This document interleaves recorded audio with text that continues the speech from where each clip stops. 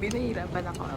Manahimik. Lahat ng inyong mga kasagutan kanina ay may kinalaman sa aming tatalakayin ngayon. Actually, nabanggit nyo na siya kanina, pero ngayon mas papanalagin pa natin tayo dito. Yan. Bago natin simulan ang ating talakayan, maaari bang basahin muna natin ang ating layunin sa ating aaralin ngayon? Wow. Sa pagkatapos ng klase, ang mga mag-aaral ay inaasahan na natutungkay ang mga paraan ng pamilyang pinagbibilangan sa pagtupad ng ekonomiya nito sa bayan, nakakapagpatibay ng nasyonalismo bilang pagpatupad ng tungkulin ng pamilya sa bayan, at nakatutupad ng sariling pamamaraan ng pagtupad ng tungkulin ng pinagbibilangan sa pamilya sa bayan. Yan, maraming salamat, Bob. Ngayon naman, sa unang bahagi ng ating pagtatalakay, aalamin natin ano nga ba yung mga paraan ng pagtupad ng pamilya sa tungkulin sa bayan. May ipapakitang video si teacher, may lamang ito at gusto kong obserbahin ninyo ito at mamaya magtatanong ako kung ano yung pinapakita nito.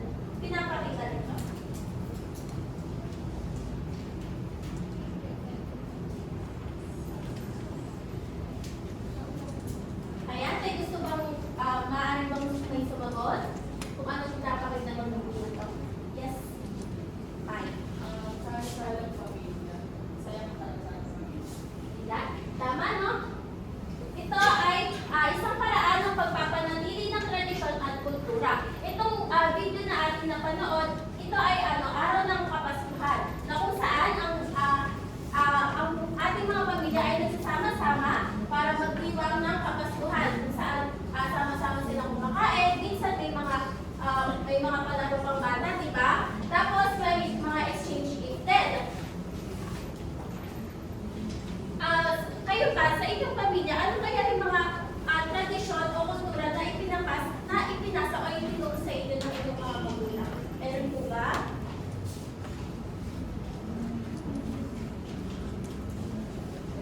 Yes, Bob? Siguro po yung isa po sa mga tradisyon namin is ito sa tuwing Kapaskuhan is bibigay po kami ng aginaldo or ng regalo po sa tao. Ayan, mahusay. Ilang halimbawa pa nito ng pagpapanatili ng tradisyon at kultura ay yung pagturo sa atin ng mga magulang na tangkilikin ang mga lokal na produkto. With that, hindi lang natin sila nasusuportahan, kundi mas napapalakas pa natin o mas napagpapatibay pa natin yung kultura at tradisyon na meron tayo. Lalo na yung galing ng mga Pilipino. Sumunod naman, dalawang paraan.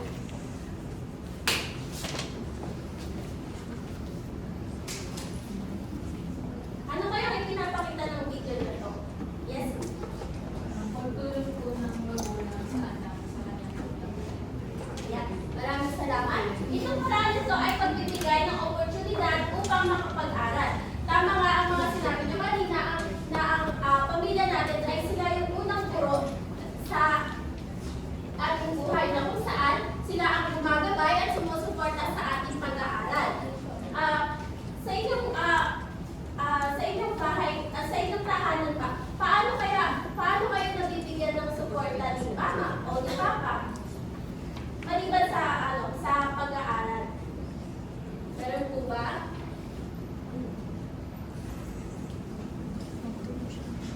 Parang tumatawa si Sai. May gusto ko bang sabihin?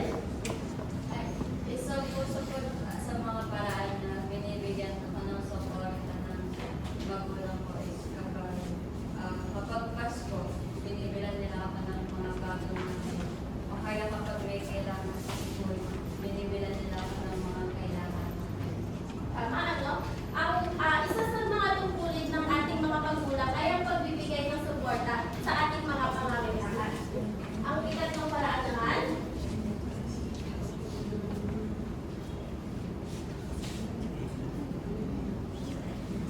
ano kaya yung pinapakita ng maikling video na? Yes, yes. Pag-volunteer po, pagtulong sa Ayan, maraming salamat. Ito ay pagpapahalaga sa pagkakaisa sa pamamagitan ng pagtulong sa ating kapwa, lalo na pag may sakuna,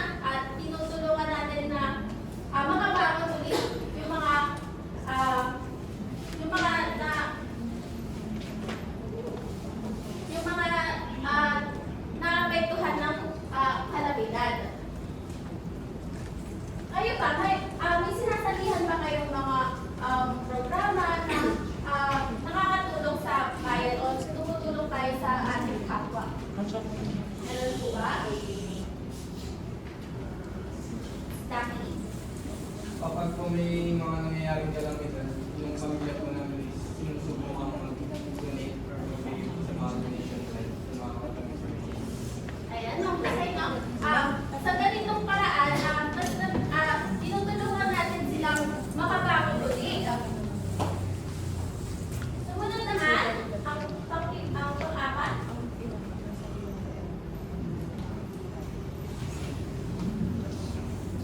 Yes, why? Panonood ko ng balita. Tama, ano? Maraming salamat.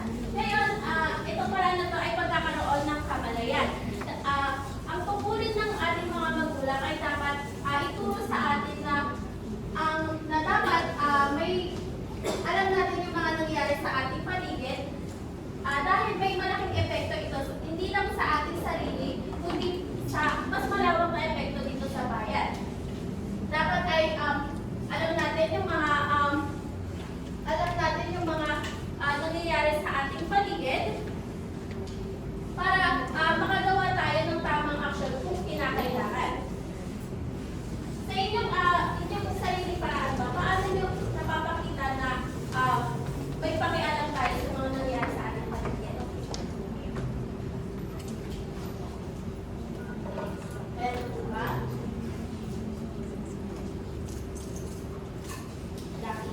Pag may bago po akong kaalaman, binabali ko yun sa mga pinakamalalaman or sa mga accessible ko na miyembro ng pamilya na pwede magbali at Mahusay, ano? Hindi lang natin sinasarili ang kaalaman na ating natutunan, kundi ibinabahagi din natin ito sa iba.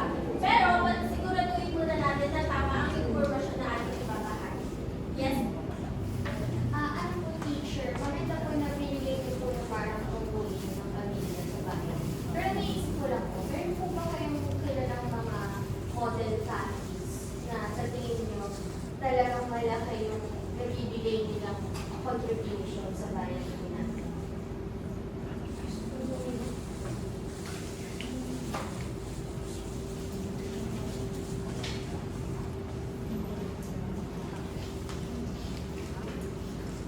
Siguro kilala niyo ba si Lenny Robredo? Ayan. Masasabi ko siyang isang pamilya na nakakatulong sa bayan dahil ang pamilya nila ay mayroong organization na tumutulong kapag ang ating kapwa o ang mga Pilipino ay may pangangailangan. Nasagot mo ba po naman? Ano? Yes po. Maraming salamat. Sumunod naman.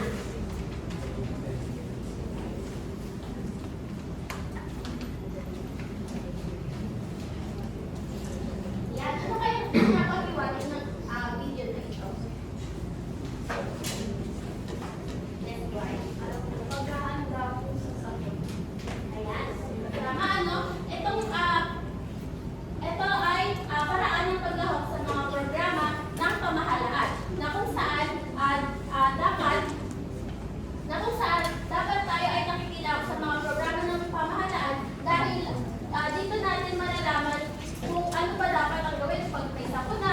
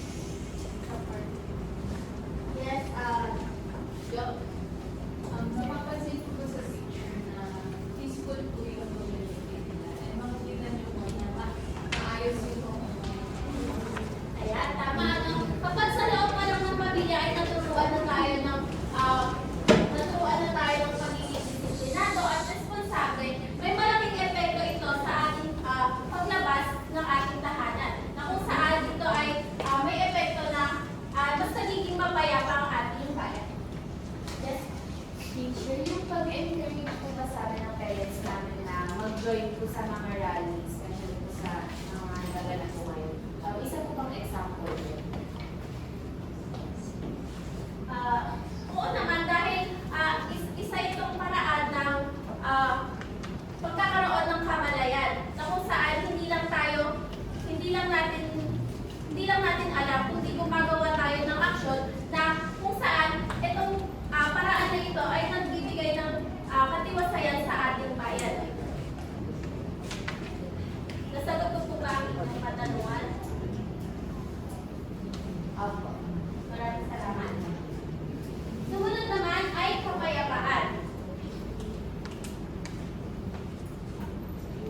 Katulad ng mga nabanggit natin kanina, gaya ng pagkakaisa, ang mga magulang natin, si nanay at si tatay ay nag-aaral, ay nagtatrabaho ng maigi, at kayong mga mag-aaral ay nag-aaral ng mabuti. Ayan ay may malaking dulot iyan sa kapayapaan ng ating bayan. Na kung saan, tinuturuan tayo na maging responsable mamamayan, disiplinado, sumusunod sa mga pagsunod sa mga batas. Ito ay nagdudulot ng kapayapaan sa ating bayan.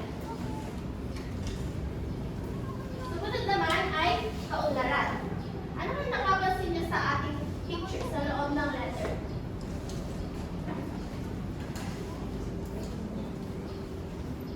Yes, Deb? Pag-participate ng mga sila. Ayan. Maraming salamat.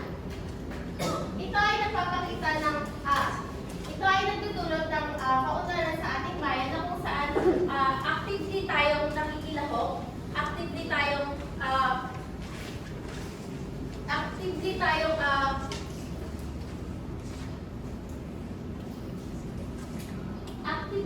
nakikilahok, actively tayong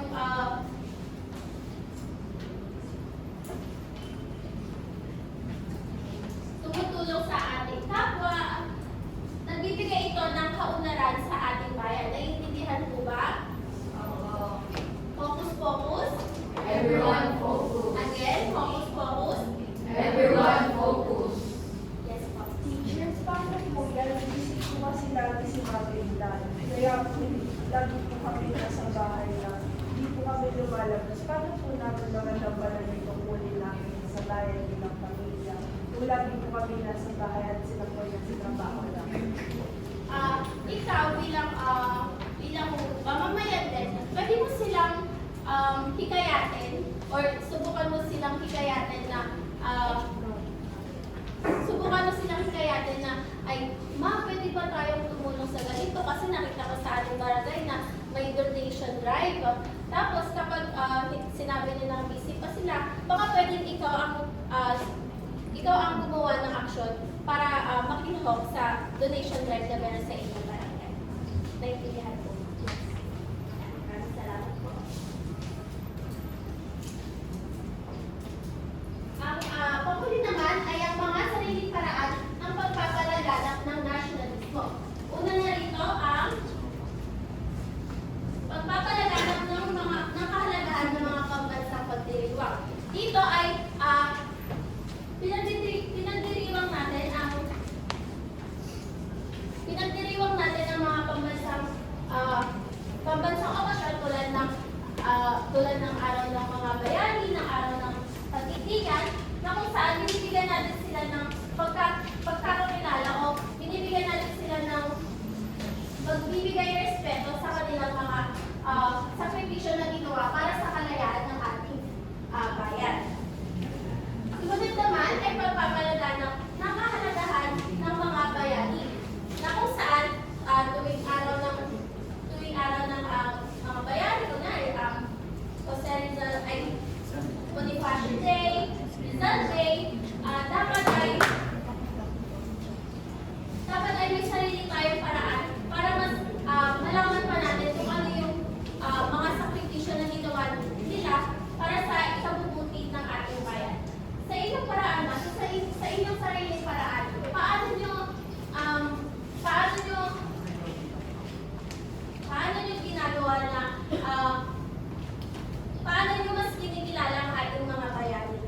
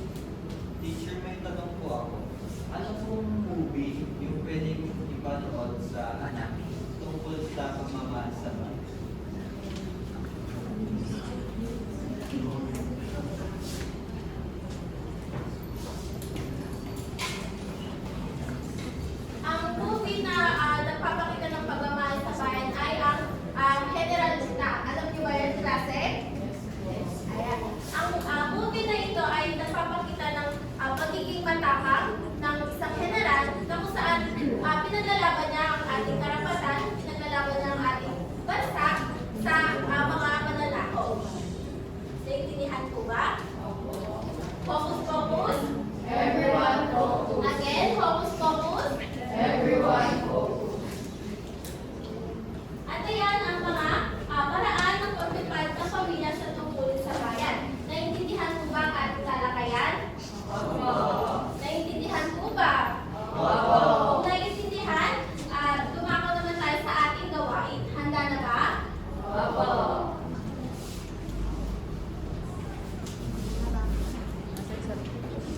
Bago tayo magklase, may binigay akong link sa ating group chat. Pwede nyo na pong ilabas ang inyong cellphone at i-open ang link na to. Kung walang data, pwede naman tayong makikonnect kay teacher.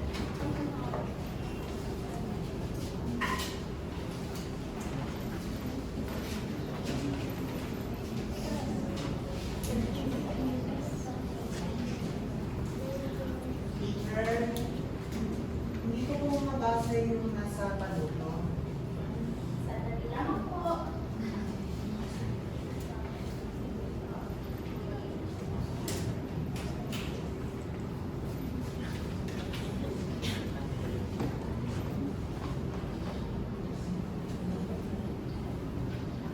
Ayan, nababasa na po ba?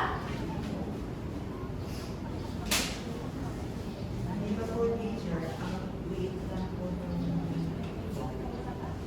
Maaari mo bang basahin nyo ang ating panuto? Bilang isang mamamayan, sumulat ng iyong sarili mga pamamaraan upang makatulong sa bayan sa pamamagitan ng pagtunan sa mga itinutulong bahagi ng silhouette. Siguraduhin na ang bawat sagot ay ipapakita ng malinaw at konkretong ambag na makakabuti sa lipunan. Ayan. Sa bawat bahagi na tinuturo ng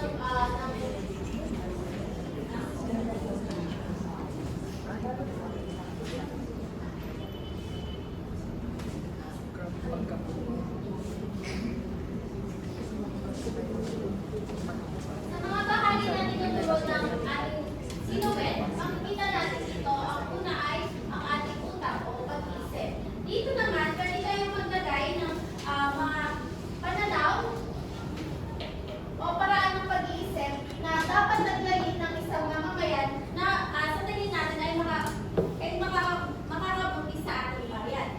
Sa pangalawa naman, ito ay nakatapat sa puso.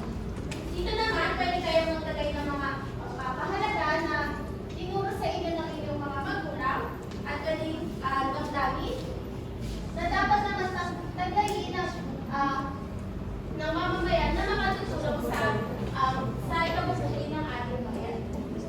Para naman sa ikatlo, kung saan nakatapat dito sa kamay,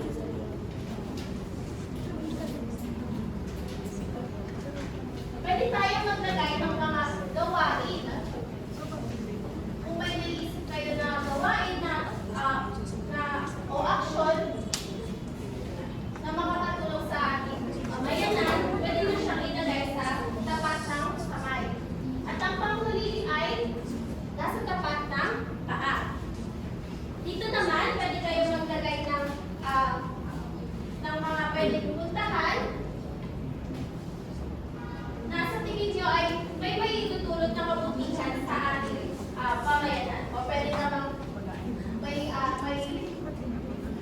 kayo ay makikilaw sa mga programa. Dito nyo siya ilalagay sa may paang bahagi. Naiintindihan po ba? Naiintindihan ba klase? Opo. Maaari nyo nang simulan. Nagbibigyan ko kayo ng 5 minuto para gawin ito. Teacher? Yes po.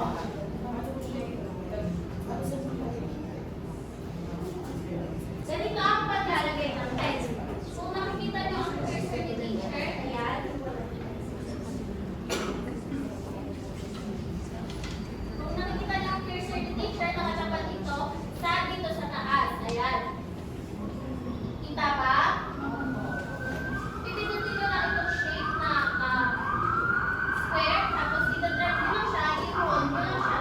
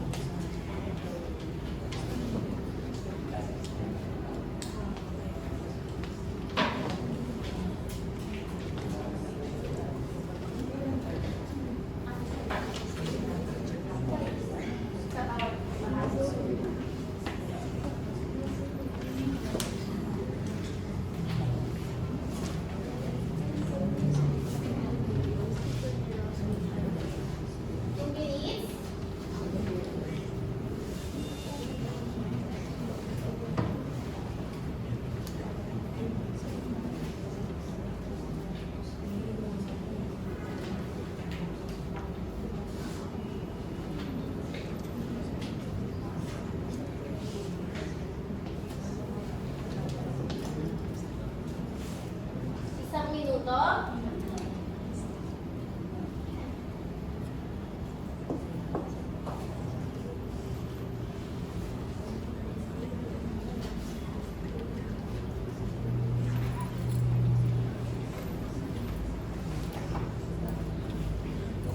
Maaari nyo nang ilagay ito sa ating whiteboard.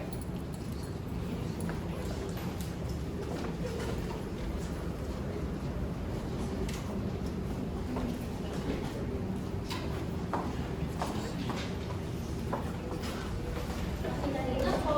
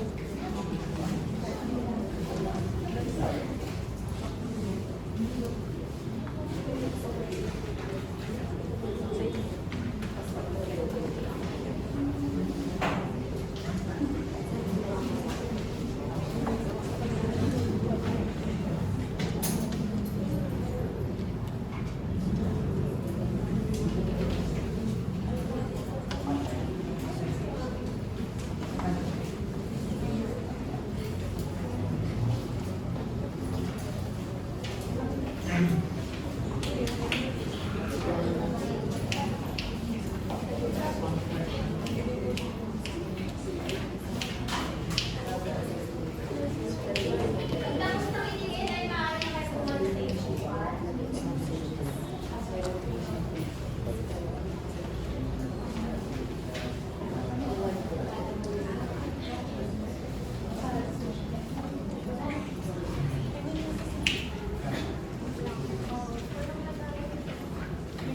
Maaari na kayo umupo.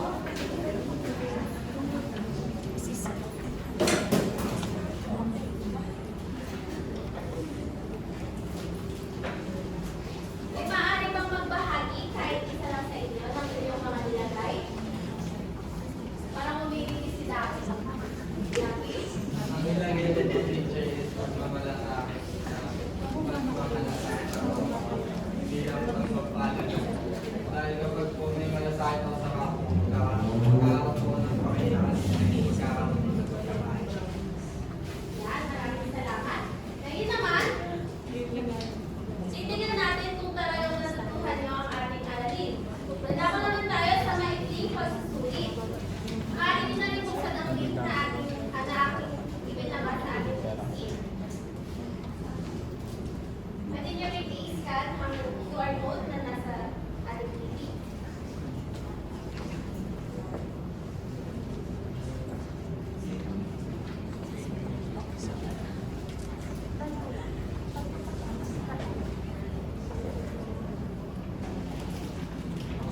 Ayan, dito na si Bobby, si Jo, si Cha. Kapag may mabagal ang data, meron naman akong hard copy at pwede nyo namang sabayan ang ating kada number. Meron po ba? May gusto bang mag-put? Ayan, makakompleto naman na. Nakapasok na ang lahat.